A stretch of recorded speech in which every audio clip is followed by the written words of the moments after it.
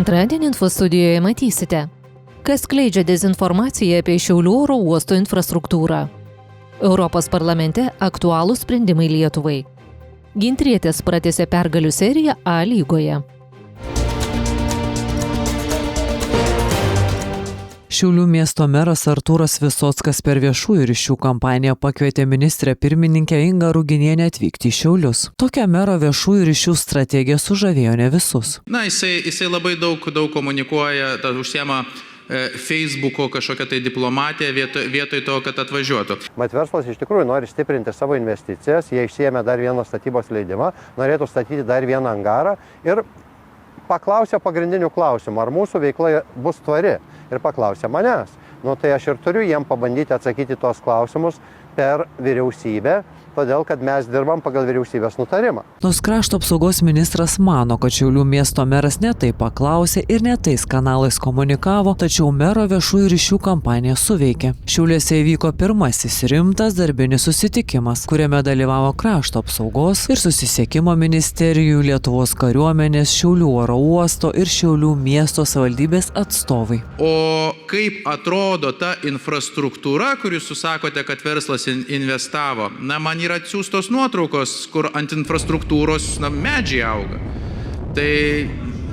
Tai aš sakau, ta prasme, tokią informaciją aš gavau. Aš buvau tam oro uoste,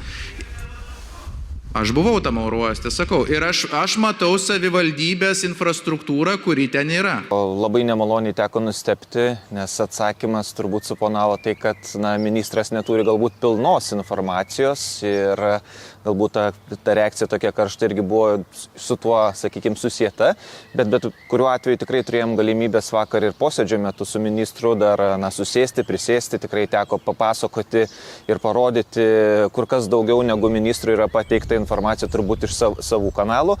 Bet svarbiausias, aišku, turbūt dabar dalykas ir viltis yra tai, kad kiek aš žinau, kiek tenka girdėti, irgi yra planuojami susitikimai ir pačioj ministerijai tuo klausimu dar papildom ir kitą savaitę. Tai aš labai viliuosi, kad komanda tikrai ministrių galiausiai pateiks pilną vaizdą. Be abejo, yra bendraujama įvairiais kanalais tarp įvairių institucijų, ir turbūt mūsų šiuo atveju kaip šiauliečių, tiek savivaldybės, tiek Seimo narių darbas yra vis dėlto prisibelsti kitų ministerijų ir atnešti tą tikrą informaciją, nes dėja, bet šita istorija rodo, kad kartais turbūt tiem žmonėms dirbantiems Vilniuje vertėtų dažniau išvažiuoti už Vilniaus ir pamatyti vis dėlto savo akimis tam tikrus dalykus, nes akivaizdu, kad tiesiog kai kuri informacija jų turima yra akivaizdžiai pasenusi. ETA Plius televizijos redakcija raštu kreipėsi į krašto apsaugos ministrą Robertą Kauną. Klausėme, ar jau išsiaiškino, kam priklauso infrastruktūra, kurioje auga medžiai, kas pateikia tokią klaidingą informaciją ir kaip ji yra tikrinama. Su žiniasklaida šios ministerijos atstovas spaudai nebendrauja nei telefonu, nei raštu. Aš įsivaizduoju, kad žmonės atvažiuoja jau žinodami bazinę informaciją ir tada gali kalbėtis, tai realiai gavosi, kad jie tik sužinojo. Tai jie labai nustebo pamatę verslą ir kai verslas pasakė, kad jau investuota ar 20 ar 25 milijonai ir dar norėtų 100 investuoti, jie įsivaizdavo, kad čia berželiai auga ant tų angarų ir nieko čia nėra. Tai išvažiavo dabar su žiniom, kad verslo yra ir kągi dabar daryti. O mes likom sumaišty, nes buvo iškeltas klausimas, kad iš viso čia turėtų būti karinė bazė taip tarp eilučių ir dar kad 2 metus kažkodėl tas oro uostas neveiks, nes taką keis ir taip toliau, kas buvo absoliučiai didžiulė naujiena ir man, ir verslui. Tai natūraliai verslas sakė, grįždamas namo visą kelią, negalėjo atsistebėti, tai kaip čia reikia toje Lietuvoje dirbti, kaip čia reikia investuoti, kaip čia reikia mokėti tos mokesčius, jeigu tokie dideli neaiškumai tiesiog valandos bėgyje. Tiesiog. Atvykusi delegacija suprato, kad jie patys yra atsakingi. Šita delegacija galiausiai sužinojo, kad jie yra atsakingi už šitą oro uostą, kad viskas veikia pagal vyriausybės nutarimą ir galiausiai tiesiog noriu taškus sudėti ir nuraminti žmonės. Vienas ministras niekaip negali uždaryti oro uosto, nes vyriausybė sudaro ne vienas ministras, tai vyriausybė turės apsispręsti, ką čia toliau daryti. Ar iš tikrųjų čia bus karinė bazė, tada reikės atsakyti į klausimus, kur čia nauda Lietuvai, kur čia nauda Šiauliams ir kas čia iš to gausis, ar vis dėlto bus toks oro uostas, kaip yra dabar, tarptautinis, kurį ir įkūrė vyriausybė 94 metais. Tai pakalbėjom, galim sakyti, ir daug ir apie nieką, tai jie išvažiavo, sužinojo tam tikrą informaciją. Aš iš ministro klausimų supratau, kad jis taip pat neturi pakankamos informacijos, tai bendrai paėmus daryčiau išvadą tokią. ministro aplinka neteisingai informuoja ministrą, nes pati matyti nežino ir ministras daro neteisingas išvadas. Tai ministras dabar greitojų būdų tikrai susižinos informaciją, aš taip galvoju, vis tiek smalsu ir taip toliau, tai gal situacija pasikeis, gal viskas galės būti ramiai, tvariai ir į priekį, verslas galės investuoti, aš tai manyčiau, kad būtinai taip turėtų būti. Jeigu vyksta akivaizdu tokie pokalbiai, gauna verslas tokią informaciją, kad galbūt jie yra čia nepageidaujami, tai akivaizdu, kad tai iškyla grėsmė jau padarytoms investicijoms ir planuojamoms investicijoms, nekalbant jau apie tai, kad tada labai iš tikro keistai atrodo apskritai visa regioninė vadinama valstybinė politika, kada yra pritraukiamos lėšos, bet kokį mes tada signalą siunčiame apskritai visiems investuotojams, kad valdžia, sakykime, pakeitus tam tikrą nuomonę, galima ignoruoti jau padarytas investicijas. Tikimasi, kad galų gale krašto apsaugos ministrui ir jo komandai sužinojus, kur auga berželio, kur ne, verslas galės ramiai investuoti Šiauliuose. Birželio mėnesį planuojamas dar vienas oficialus susitikimas.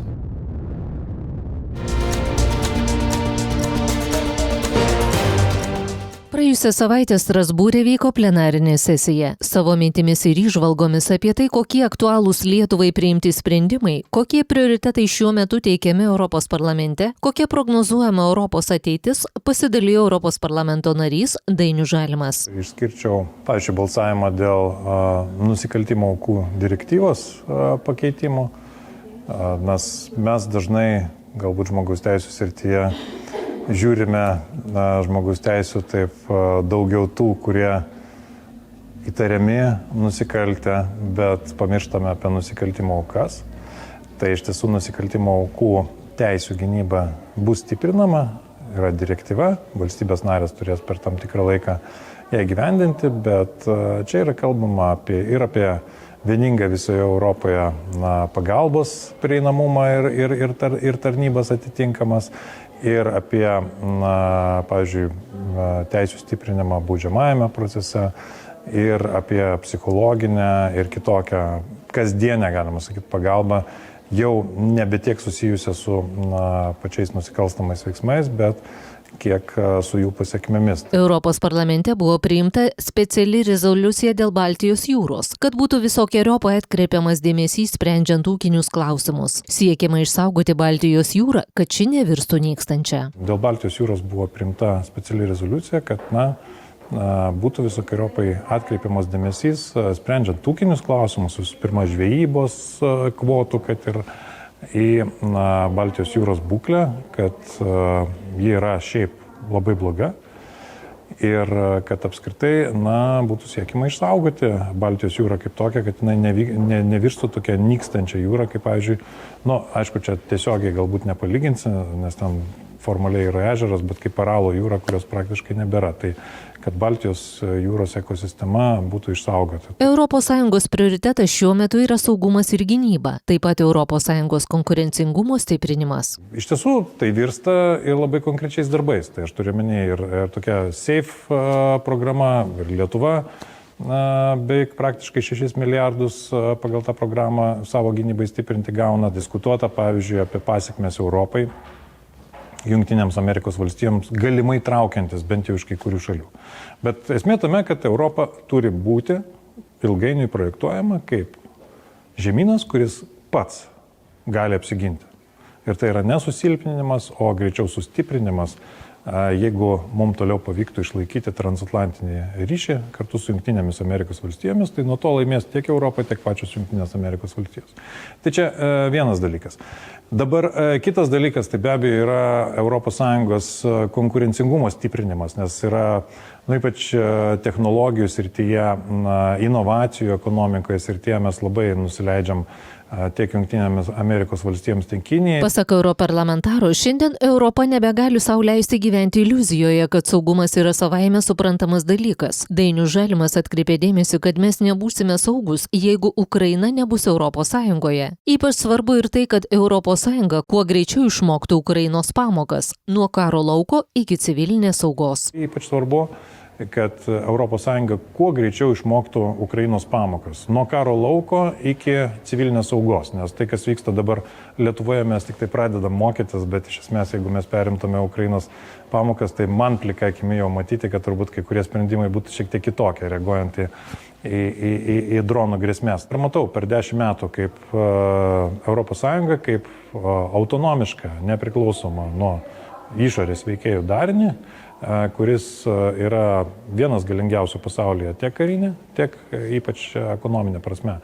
Ir be abejo, aš matau ES su Ukraina. Ta reikia labai aiškiai akcentuoti. Aišku, ne vien tik tai su Ukraina, yra ir kitos valstybės, bet šioje vietoje reikia pasakyti labai aiškiai. Tai svarbiausias plėtros objektas ES yra būtent Ukraina, be kurio mes nerealizuosime šitų savo strateginių tikslų. Kalbant apie Lietuvą Europos kontekste, Europos parlamento narys atkreipė dėmesį, kad Lietuvai labai trūksta kompetencijos ir lyderių. Kada nėra kompetencijos, tai nėra ir lyderystės. Tai kompetencijos ir lyderystės Lietuvai labiausiai trūksta.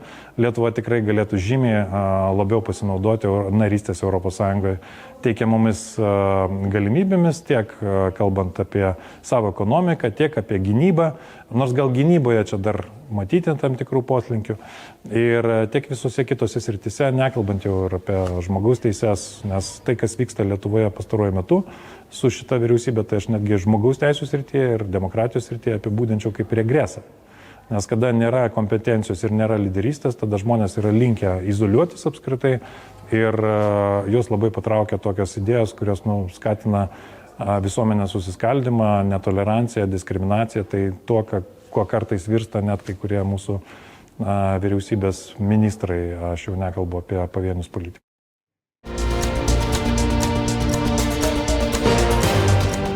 Pardavėjai jau yra įsikūrę prekyvietėse ir skuba prekiauti savo derliumi. Prekiaujant vietiniai rinkai mažais kiekiais, pirminiais neapdirbtais augaliniais produktais, registracija valstybinėje maisto ir veterinarijos tarnyboje nereikalinga. Tačiau svarbu apie tai informuoti, nurodant, jog prekeiviai sezono metu parduos nedidelį kiekį kokybiškų daržovių ir vaisių. Tie maži kiekiai gal atrodytų, kalbam apie mažus, kur galima tiekti vietiniai rinkai, neįsiregistravus, tik tai informavus VNVT tarnybą, kad aš tai darysiu ir vieno sezono metu į rinką tieksiu, pavyzdžiui, braškes. Braškių galima tiekti 2000 kg, 2 tonas. Tai bus mažas kiekis. Bulvių galima tiekti 5000 kg. Jeigu kalbame apie obuolius, kriaušės 4000 kg. Jeigu kalbame apie lapines salotas 600 kg. Šiems mažais kiekiais tiekiantiems ūkininkams paprastesni reikalavimai ir produktų ženklinimui. Jiems tikrai nereikia pagal prekybos standartą surašyti visų klasių, nereikia užrašyti veislių. Jiems būtina nurodyti būtinai greta parduodamų braškių, pomidorų, bulvių ūkininkas. Koks ūkininkas? Koks regionas? Aišku, turi nurodyti, kad tai braškės, kad tai toks ir toks ūkininkas, adresas. Prekybininkams svarbiausia užtikrinti produkto ženklinimą, atsekamumą su lydinčiais dokumentais ir higienos maisto sąlygas.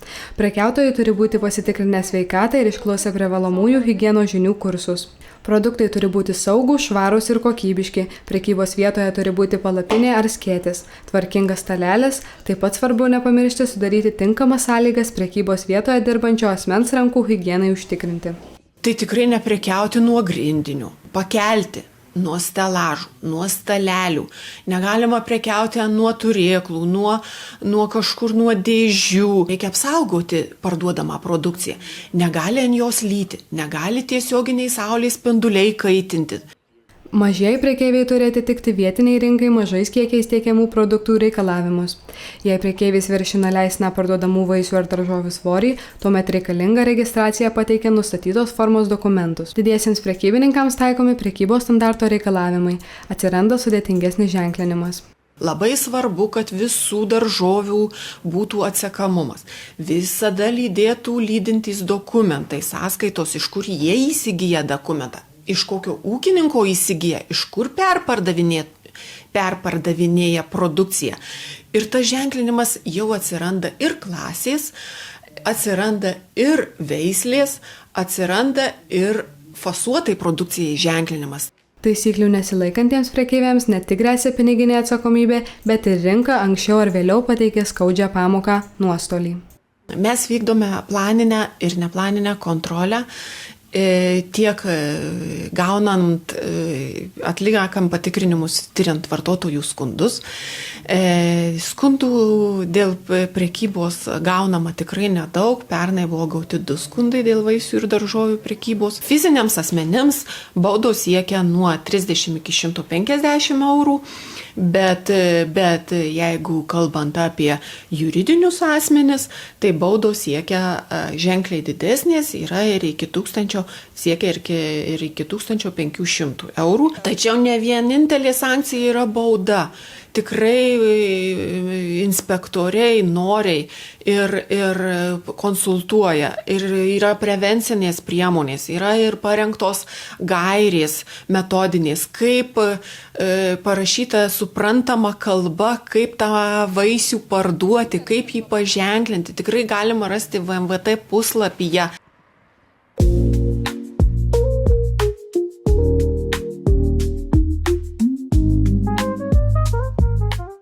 Labas vakaras, ETA Plius televizijos žiūrovai. Šį vakarą svečio rubrikoje svečiuojasi Evelina Klepšytė-Janauskienė, Šiaulių ligoninės vaikų chirurgijos, ortopedijos ir traumologijos centro vadovė bei vaikų chirurgė. Labas vakaras. Labas vakaras. Lietuvos Respublikos sveikatos apsaugos ministerijos iniciatyva vykdomas bendradarbiavimas su Ukrainos sveikatos priežiūros institucijomis suteikė gydytojai Evelinai galimybę 2 savaites stažuotis Ukrainoje. Tad pirmiausia ir norėčiau pasitirauti, kokios buvo tos pirminės emocijos, kai nuvykote į Kijevą, kur naktimis skraido dronai, ar ne, jaučiama nuolatinė grėsmė ir įtampa? Emocija įdomi, iš tikrųjų netikėta. Galbūt kiek iš pradžių tikėjomės kažkokio baimės jausmo, kažko tokio, jo nebuvo. Daugiau šiek tiek malonus nustebimas, nes gyvenimas ten verda. Viskas vyksta, yra be abejo komendanto valanda, dėl saugumo, vakarais viskas užsidaro, tačiau iki tol gyvenimas verda, parduotuvės veikia, kavinės, jaunimas vaikšto mieste, viskas vyksta. Tikrai nustebino jų gebėjimas veikti, dirbti, kurti tame pačiame karo fone. Ir to tokio ypatingo nesaugumo jausmo nebuvo. Tiesiog gan, nesakyčiau, kad malonus jausmas, tiesiog tas tokias kaip tik atrodo saugumas bent šiek tiek užtikrinamas, nesijutėme labai nesaugiai. Papasakokite apie savo stažuotę, kokia ji buvo, kaip ji atrodė. Iš tikrųjų labai turininga ir naudinga. Aplankėme nuo didžiųjų miestų gydymo įstaigų ir administracijos darbuotojų iki pačių vadinamų karštųjų taškų. Sudėtinga, tačiau tikrai turininga ir naudinga, pavadinčiau taip. Ar 2 savaitės yra pakankamas laiko tarpas, o gal trūko, o gal kaip tik per ilgai atrodė, kad buvote karo zonoje? Manyčiau, optimalus, galbūt net šiek tiek trūko laiko. Norėjusi šiek tiek daugiau padirbėti, jiems padėti, tokio daugiau realaus darbo, tačiau tikrai pamatėme daug ir patirtis neįkainojama. O kas labiausiai nustebino, galbūt sužavėjo, kai buvote Ukrainos sveikatos priežiūros įstaigose? Iš vienos pusės teigiamai nustebino jų pasirengimas, jų gebėjimas esamoje krizinėje situacijoje labai greitai prisitaikyti, adaptuotis ir ta situacija taip pat kintanti. Jie labai greit geba modernizuotis, įgijo patirtį labai greitai, daug ką pradėjo daryti patys, adaptavosi ir taip pat žmonių dalinė ramybė, susitelkimas, gebėjimas daryti greitus, objektyvius sprendimus čia ir dabar, kai reikia, ir toks organizuotumas. Bendras darbas, susikaupimas ties darbų, neskleidimas panikos, o toks tikrai ryžtas ir darbštumas. O kokios apėmė tos emocijos, kai tokios sunkios sąlygos, ar pavyko jums patiems atvykusioms iš Lietuvos ir kitų šalių išlaikyti tą ramybę? Mums teko ir padirbėti kartu su vietiniais karštuose taškuose.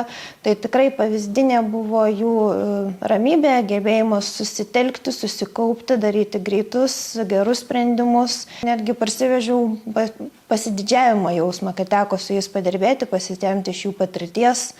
taip pat ir kažkiek fiziškai padėti, bent minimaliai, bet prisidėti prie to jų kasdienybės. Ar buvo progų pakalbėti su gydytojais dirbantiems karo zonoje iš to tokio žmogiškojo ar ne spektro, kaip jie jaučiasi, kaip jie patys gyvena dabar šiuo metu? Be abejo.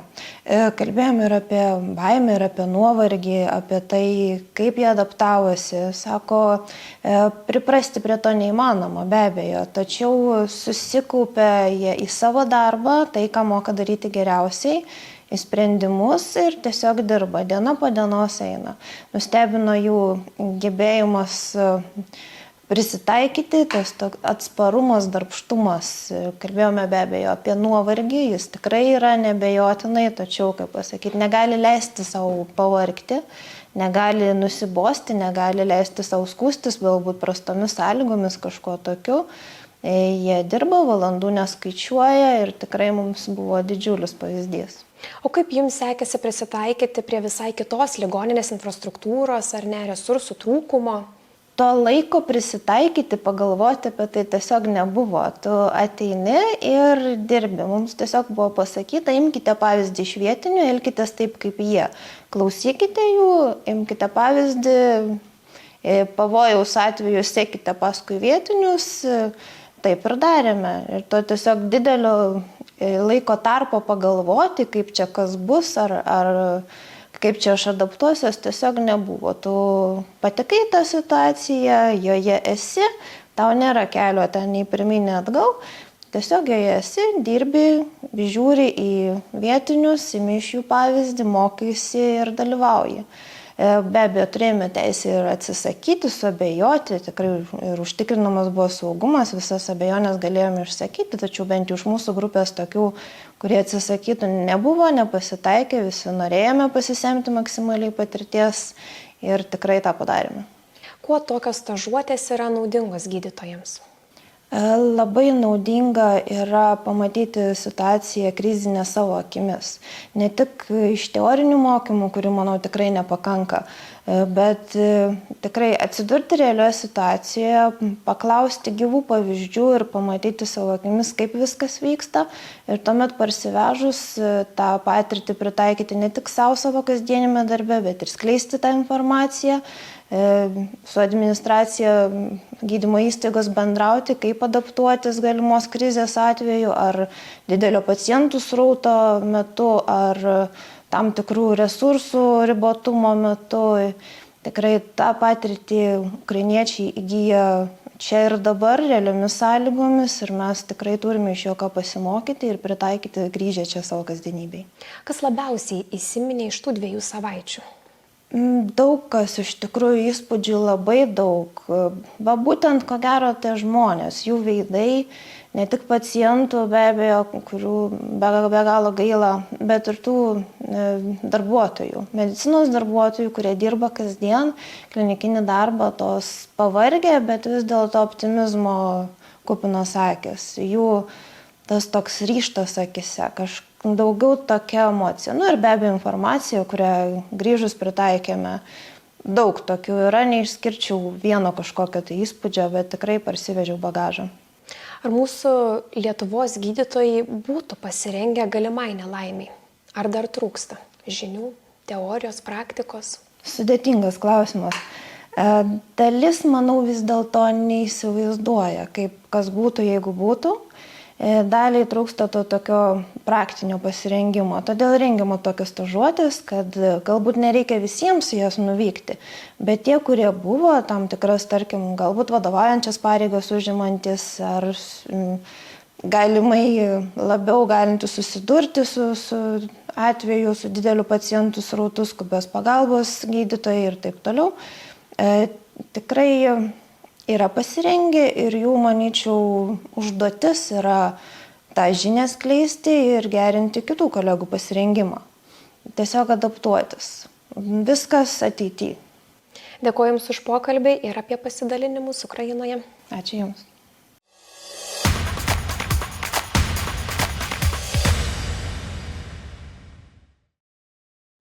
Pergalių seriją iki 4 iš eilės sekmadienį moterų A lygos čempionate pratęsė Lietuvos čempionė Šiaulių Gintros komanda. Rezultatyviuose 9 turo rungtynėse gintrietės svečiuose 5-2 pranoko vicečempionę Vilniaus rajono Transivest. Pirmąją tarpusavio akistatą Šiauliuose geltonai juodos laimėjo rezultatu 2-0. Rungtynės užtikrinčiau pradėjo aikštė šeimininkės, kurios neleido čempionėms pajausti savojo žaidimo. Po klaidos savo aikštės pusėje 20-ąją minutę Transivest žaidėjos pasinaudojo situaciją ir įsiveržė į priekį. Rezultatas 1-0. Įvarčio deficitą gintrietės turėjo iki pat pirmo kėlinio pabaigos. Kai po gražios kombinacijos Kristina Pereviznik išvedė Johnson 1 prieš varžovių vartininkę, kuri savo progos nepraleido bei išlygino rezultatą tikslių smūgių į apatinį vartų kampą. Rezultatas tapo 1-1. Teigiamos emocijos įkvėptos Saulės miesto atstovės dar iki pertraukos sugebėjo išsiveržti į priekį. Justina Blaževičiūtė dešiniuoju aikštės kraštu tiesiog praskriejo pro varžovių gynėjas bei atliko puikų perdavimą kapitonė Elgimantai Mikutaitei, kuri pasiuntė kamuolį į tolimą į vartų kampą ir rezultatas tapo 2-1.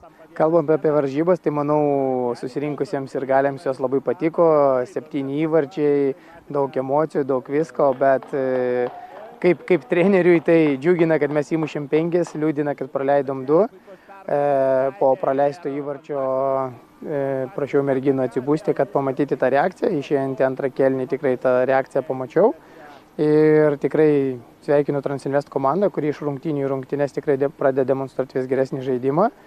Ir vis sunkiau su jais yra kovoti, bet svarbiausia šiai stadijai mūsų pasiekta pergalė, 3 taškai ir žygiuojam link titulo link. 66 minutę po standartinės padėties situacijos tinkamai neįvertinus Gintros vartininkė Alai Herasimčiuk, kamuolį galvą į vartus pasiuntė bei rezultatą sušvelnino aikštės šeimininkių puolėja Auma Udonzo. Rezultatas tapo 4-2. Po praleisto įvarčio gintrietis nesutriko ir toliau dominavo aikštėje, o dar vienas įspūdingas Pereviznik išsiveržimas į baudos aikštelę garantavo puikią progą po keitimo aikštėje pasirodžiusiai Brazilijai Julijai Diaz, kuri šios nepraleido ir rezultatas tapo 5-2. Finalinis teisėjo švilpukas paskelbė rungtynių pabaigą, o gintrietis galėjo pasidžiaugti pratęsta pergalių seriją A lygoje. Kitas rungtynės Artūro Sikorskį auklėtinį žais jau ateinantį savaitgalį gegužės 31-ąją. Mūsiškės stos į labai svarbią akistatą sostinėje su antroje turnyro lentelės vietoje žengiančia Vilniaus moterų futbolo akademijos Žalgirio MRU ekipa.